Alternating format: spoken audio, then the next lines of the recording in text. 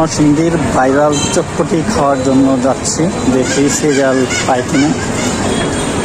নরসিংদীর ভাইরাল চটপটি,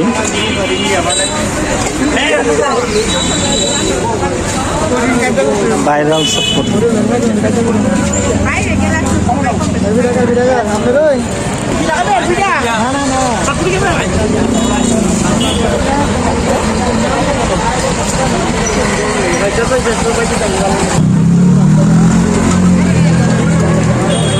সবসময় খাওয়া হয় ভালো।